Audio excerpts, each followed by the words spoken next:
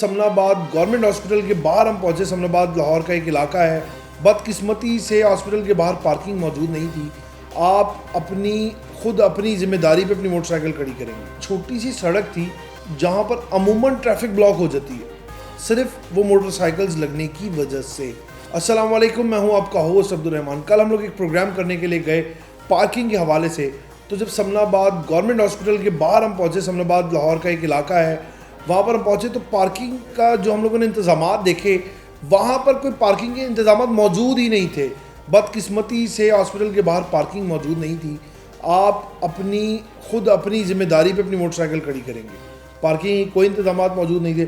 اور دوسرا بڑا وہاں پہ جو اہم چیز دیکھنے میں آئی وہ یہ تھی کہ پارکنگ کی جو لینز ہیں وہ 2 یا 3 لینز میں بائکس کھڑی ہو رہی تھیں، پہلے 1 پھر 2 پھر 3، اور وہ ایک چھوٹی سی سڑک تھی جہاں پر عموماً ٹریفک بلاک ہو جاتی ہے، صرف وہ موٹر سائیکلز لگنے کی وجہ سے، کیونکہ وہاں پہ جب پارکنگ کا عملہ ہی موجود نہیں ہے، کوئی ڈپارٹمنٹ نہیں دیکھ رہا، تو ظاہری بات ہے جس کی جہاں مرضی آتی ہے وہ وہاں موٹر سائیکل کھڑی کر دیتا ہے۔ کیونکہ ہم لوگ بھی کوئی اتنے ایجوکیٹڈ پیپل نہیں ہیں، یا ہم لوگ شاید بدقسمتی سے اس معاشرے سے بلانگ کرتے ہیں جہاں پر ہمیں ان چیزوں کی آگاہی نہیں ہوتی۔ بائک وہاں پر لگا دی جاتی ہے، جس کی وجہ سے ٹریفک کی جو آمد و رفت ہے اس میں جو ہے روانی میں بڑی خلل پیدا ہوتا ہے۔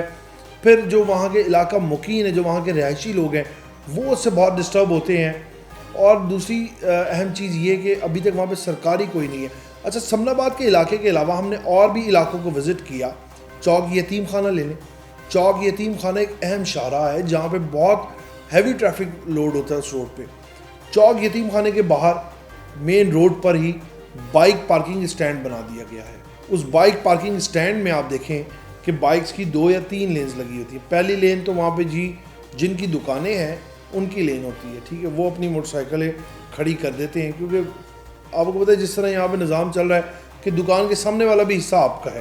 بائک وہاں پہ یتیم خانے بازار کے باہر کا احاطہ وہاں پر لگا دیا جاتا ہے۔ پھر اس کے بعد رکشے والے کھڑے ہو جاتے ہیں، ریڑیاں والے آ جاتے ہیں، اور اس سے کیا ہوتا ہے کہ لین جو ٹریفک جو رواں دواں تھی وہ رک جاتی ہے، اور پیچھے لمبی قطار لگ جاتی ہے، ٹریفک کی روانی وہاں پر بھی متاثر ہو جاتی ہے۔ اس کے بعد آپ لے لیں Karim block mobile market, Iqbal town کا علاقہ ہے کریم بلاک، وہاں پہ موبائل مارکیٹ ہے، بڑی مشہور مارکیٹ ہے۔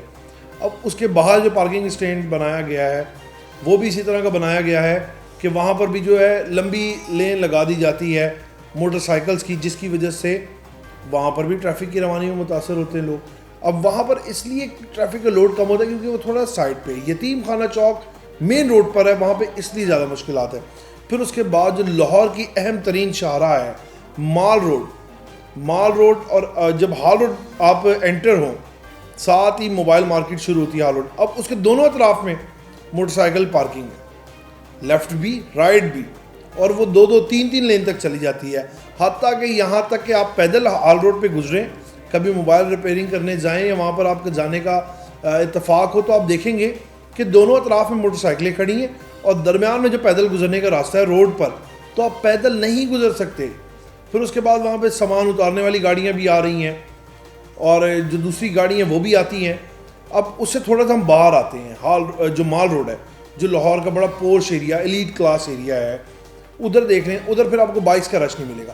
جو اس کی سروس لین ہے، سروس لین دونوں اطراف کی، مسجد شہداء والی بھی اور جہاں پہ چمن آئس کریم ہے وہ والی سروس روڈ بھی آپ دیکھیں، وہاں پر پھر گاڑیاں پارک ہو جاتی ہیں۔ اچھا، گاڑیاں جہاں پہ پارک ہوتی ہیں وہاں پر بعض اوقات ایسا ہوتا ہے کہ ڈبل گاڑی پارک ہو جاتی ہے، پہلے ایک گاڑی پھر اس کے پیچھے دوسری گاڑی لگا دی جاتی ہے۔ اور وہ سروس روڈ اس لیے بنایا گیا ہے کہ سم ٹائم آپ کو ایسا ہوتا ہے کہ آپ کو سروس روڈ پر آپ واپس یو ٹرن لے لیں، تاکہ آپ کو وہیں پر اگر کہیں پہ اسٹے کرنا ہے یا کسی جگہ پر جانا ہے تو آپ کو اوپر سے گھوم کے نہ آنا پڑے۔ سروس لین بنانے کا مقصد میرے علم میں جہاں تک ہے وہ یہی تھا کہ سروس لین اس لیے بنائی گئی تھی۔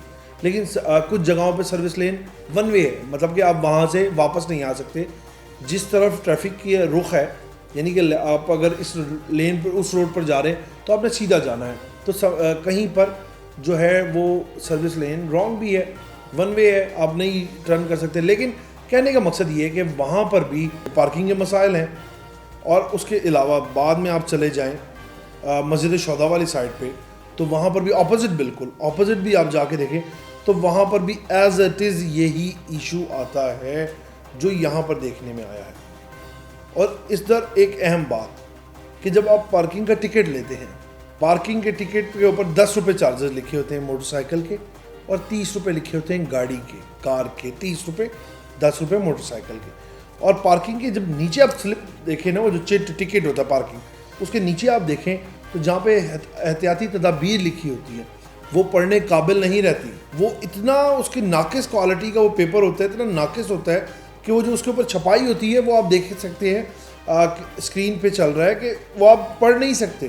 اب میں نے بہت کوشش کی کہ میں اس کی کسی طرح کلیئر پکچر لے لوں، اور میں نے کوئی 10 15 20 مختلف جو ان کے ٹکٹس بک ہے ان سے وہ پکچر لینے کی کوشش کی، لیکن وہ پڑھنے کے قابل نہیں تھا. وہ لکھا ہی سمجھ میں نہیں آ رہی تھی کہ اس پہ کیا لکھا ہوا ہے، جبکہ اس میں چند جو ہے نکات لکھے ہوتے ہیں، یعنی کہ 4-5 پوائنٹس لکھے ہوتے ہیں جس میں یہ لکھا ہوتا ہے کہ جلاؤ گراؤ یا کسی بھی ہنگامہ رائی کی صورت میں کوئی نقصان ہوگا تو کمپنی ہاذا ذمہ دار نہیں ہوگی. بائک چوری یا گمشدہ ہو جاتی ہے تو بھی کمپنی ذمہ دار نہیں ہوگی.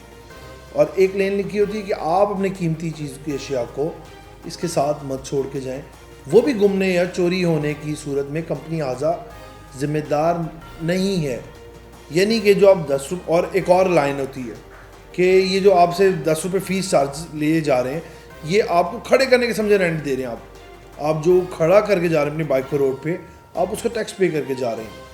اب ہمارے ایک ذرائع نے ہمیں یہ بتایا کہ آپ کی 2.5-3 لاکھ روپے کی موٹر سائیکل ہے تو وہ آپ سیکیورٹی چارجز نہیں دے رہے، وہ 10 روپے جو آپ پرچی فیس میں دے رہے ہیں، وہ صرف اس مد میں دیے جا رہے ہیں کہ کھڑے کر رہے ہیں آپ بائک.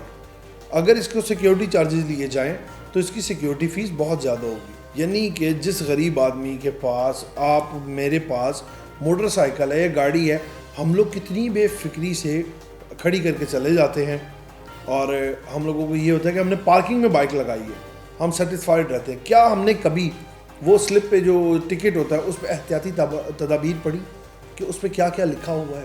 ہم لوگ اس چیز کی طرف نہیں جاتے، اور ہم لوگ لاپرواہی سے بڑے خوش ہو کے، بڑے اطمینان سے موٹر سائیکل کھڑی کر کے اپنی شاپنگ کے لیے یا اپنی چیز خریدنے کے لیے بازار میں چلے جاتے ہیں، جبکہ اس میں صاف مینشن ہوتا ہے کہ کمپنی اس چیز کی ذمہ دار نہیں ہے. اور وہ ایک بندہ ہی ہوتا ہے جس نے بائکس کو پارک بھی کرنا ہے، بائک کو ترتیب بھی دے رہے ہیں، ٹھیک ہے. اگر آگے والی لین سے کوئی بائک نکلی ہے تو اس نے پیچھے والی بائک کو آگے کر دینا ہے. اب وہ ایک ہی بندہ، وہ ہیڈ ٹو ٹیل، ایک سرے سے دوسرے سرے تک وہ ایک بندہ یا دو، کبھی بہت ریئر چانسز ہوتے ہیں کسی پارکنگ میں 2 بندے ہوں. اگر 2 ہوں گے بھی تو ایک وہ دروازے پہ بیٹھا ہوگا یا وہ داخلی راستے انہوں نے تارے بنا کے بنایا ہوتا ہے، اس پہ بیٹھ کے پرچیاں کاٹتا رہے گا، ٹھیک ہے. دوسرا اندر جا کے بس سیٹنگ کر رہا ہے. اگر وہاں سے بائک چوری ہو جاتی ہے تو اس کا کون ذمہ دار ہے؟ اگر وہاں سے آپ کی کوئی گاڑی کا اللہ نہ کرے کسی بھائی کا نقصان ہو، کوئی گاڑی کا شیشہ ٹوٹ جاتا ہے، کوئی بھی نقصان ہوتا ہے تو کمپنی اس کو کلیم نہیں کرتی. اور دوسری جانب جہاں پر دیکھنے میں یہ آیا ہے، جب کمپنی اس کو کلیم نہیں کرتی، اب تو ہماری جو گھروں میں بہنیں ہیں وہ اسکوٹیز چلانے لگ گئی ہیں. تو سوچیں جب ایک مرد کو ان چیزوں کو فیس کرنا پڑتا ہے تو جو خاتون ہوگی ان کو کتنی چیزیں فیس کرنی پڑتی ہوں گی پارکنگ کو لے کے حوالے سے. اب اس چیز پر ورکنگ ہے، دیکھا جا رہا ہے کہ اس چیز کے کون کون سے ایسے SOPs ہیں، اس کے بارے میں بھی جاننے کی کوشش کریں گے. تب تک کے لیے آپ مجھے اجازت دیں، آپ سے پھر ملاقات ہوگی نئی سٹوری ایک نئے ولاگ کے ساتھ. تب تک کے لیے اللہ نے کے بعد.